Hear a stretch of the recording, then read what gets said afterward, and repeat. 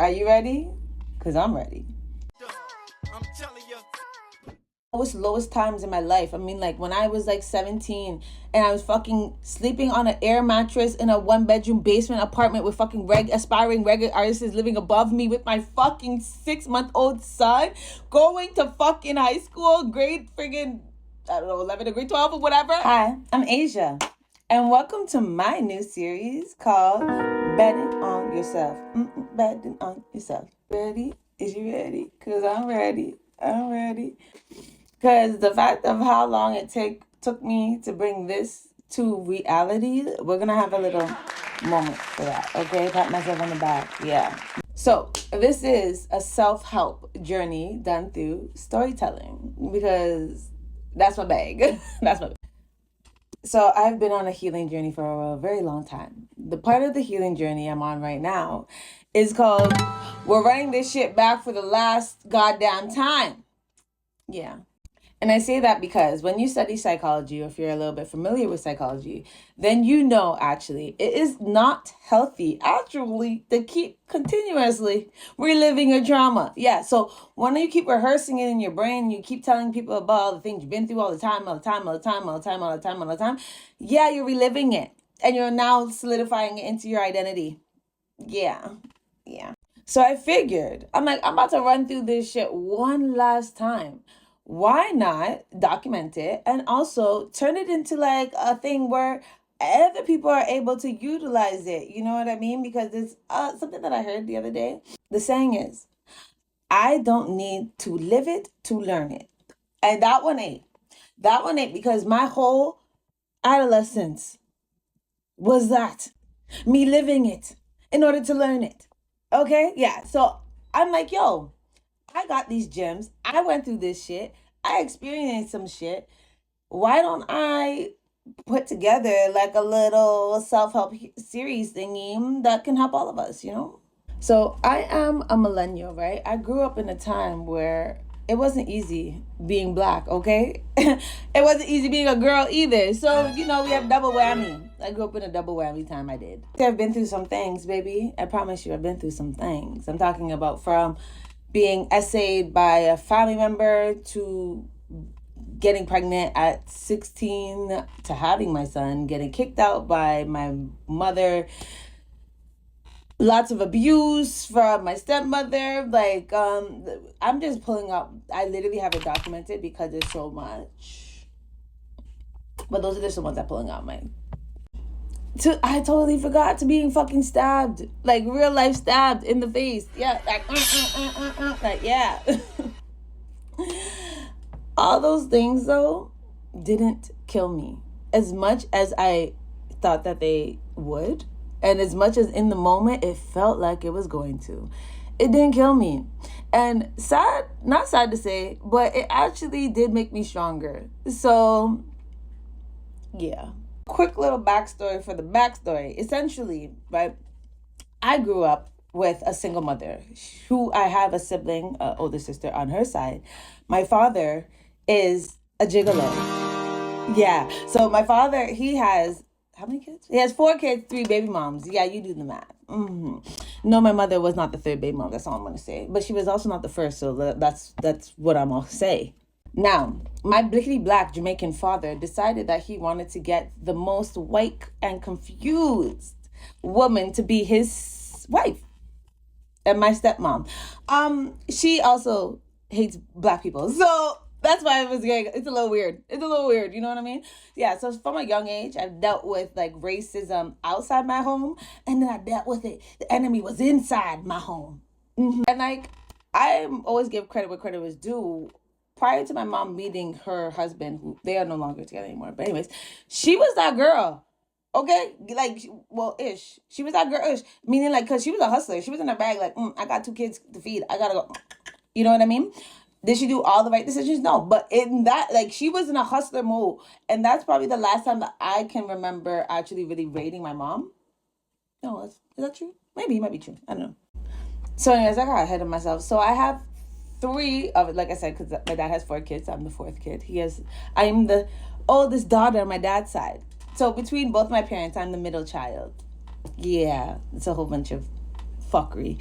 And then I have 2 younger sisters on my dad's side and an older brother on my dad's side. And I am the only black child that my father had produced. All of my siblings on my father's side are mixed children. So, yeah. So that sucks for me, being the only black person in the freaking house outside of my father with the racists. You can only imagine how that played out. And we'll get into it, I promise you. I got some tea to drop on that bitch. I promise. And that was, I will always like kind of remember the first time that I jumped out of religion. Even when I was younger, I used it as a tool to try to connect. I used it as a tool of connection with my father because of how much he was so into religion and how much I so wanted him to be my father and be around him, right? But even as I was doing these things and saying these things to my father, it wasn't sitting right in my spirit. And then when I finally got to a certain age, I then realized I had enough courage to step and walk the way in which I believed I should walk. And when I did that and I turned my power, instead of projecting it outwards to something in the sky, and I turned it inwards to myself, shit really fucking started to shift. And the other time where I can like literally remember, I'm standing outside of my balcony. I was living in Mornell these times in the hood, and I'm on my balcony and I'm reading about astrology because I'm trying to figure out, I'm a Scorpio, my son's a Pisces, and how we're supposed to mix, because apparently from the very little that I knew at the time, it wasn't a good mix. Astrology bust me right open, bust me right open. I never saw the world the same after that day. And I was 18 years old. And I remember, and it changed really like my perception of life for the better. Because of all the shit that I've been through, I used to let it convince me that I did not deserve the things that I wanted. I did not deserve anything good in life. And I should just settle and with whatever I have. My childhood primed me and set me up to receive less. It didn't prime me and condition me to want the best things in life. It actually primed me and conditioned me to receive the worst of things in life, sadly enough. And it wasn't until I kept receiving the worst things in life, I had to jump out of my self-fulfilling prophecy and be like, what the fuck? Like, what the fuck? And change up everything. I realized all this energy that I am pushing outside of my body to try and look for something to fill me, I'm doing it wrong. I'm doing it backwards. I need to pull this energy back into myself and literally turn the energy in like this. But yeah, so like I started off rocky. Like if you look at the start of my life, you'd be like, bitch, I'm sorry, but you ain't supposed to win. You ain't supposed to win. Like literally. So the fact that I still end up winning continuously, and I'm going to continue to win, it's like, it's not I used to think it's a miracle, and then I used to think it was just me. I'm like, because I'm literally like a god. Like I'm literally like that. And then I realized it's all of that. It's all the things, all the different pieces that play into the one piece. It is me, my spirit, my willpower, my resilience, and things like that. And it is my connection with the universe, like, that has gotten me through, because it's not all me, I promise you. I didn't put a plan into place for the life I'm living now because my dream stopped at 30. Like, I was just like, I was in such deep survival mode that my focus is like, if I can get myself to 30, if I can get this kid, like, then that's good enough. I'll deal with it when I get there. And I've surpassed there. And there's even things that you have to, there's so much. You have to like prime yourself. When you've lived in survival mode and you lived in shit and you lived in like being around toxic people and different things like that for so long, you actually don't even know how to receive a blessing, baby girl. Oh my God, it's so fucked up. It's so fucked up. You actually like unconsciously have tuned yourself to fuckery. So that's what you're used to. I know, I'm sorry. But you can change that. It really helped me understand that there is so many different things in this life that we think we know, but we really don't know. And like, because we're tied into this fucking programming. So it's like, what else is there outside of this programming?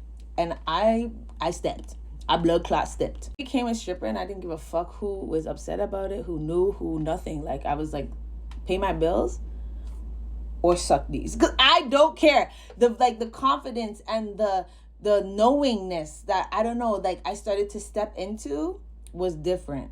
And that's why I know, like, it was 2013 was the year where my life changed, because that was the year where I invested the belief and faith back into myself, and I took off. This is why I'm telling you guys, as somebody who has died, rebirth, and if you've known me even from when I was the littlest girl from like elementary school, then you know I ain't talking no shit. Like, the girl you standing right here is a completely different person than the girl that used to go to fucking elementary school. And that's because I learned how to use the things sent against me, the weapons formed against me, to fucking prosper. I've learned to be an alchemist. I've learned to literally take the negative experience, the negative energy, negative anything, and utilize it to my fucking benefit and make it positive. And yeah, so stick along for the drive. Oh, my son's home. Actually, I'm going to show you how betting on yourself can pull you out of anything, any situation, I promise you, that you are facing. Like, I faced a lot of shit. You hit me within the comments. Yeah, been there. Like, I promise you. Because what I realized, though, is that the only thing that we actually are able to change in this world is ourselves. That's how we make the change in the world that we want to see, is by changing ourselves, right? I can't make you, the viewer who are watching this, do anything you don't want to do, but I can always make myself do something. So that is where it's like ground zero. Self is always ground zero. So if you power yourself, generate yourself, believe in yourself, and do the things necessary to help yourself succeed, I promise you, you are fucking going to succeed. You will. Like, there's no other way. You have to understand, there's little, even like, whether if you're spiritual, if you're religious, there's little texts that back this up. When they say, what's done in the dark must come to light. Meaning, the work you put in is going to get its due time. It has to. Yin and yang. You can go to the laws and physics, like yin and yang, ultimate balance. Like, there's, like, it has to. Okay? This series is to remind you about the power of fucking believing in yourself, the power of having faith in yourself, and the power of betting on yourself. Everything in this world, actually not everything in this world, but for you are always able to change. Don't ever think that it is written in stone and it's done. You don't like something, change that shit, because you can. Period. When you do this, you will never lose in life. Every single time you bet on yourself, you will never lose in life. Listen to my stories and let me prove it to you. The next episode is actually going to be called My Family Failed Me. So we're about to jump into the tease of that, because I could tussle them, and I have tussled a few. I had put a little on a few. I ain't gonna lie. Don't play with me. Play with somebody else. Play with your pussy. Don't play with me. Play with those fucking bastardized kids. Play with somebody else. Don't play with me, baby. But yeah, we gonna get into it. Don't worry. I'm telling you.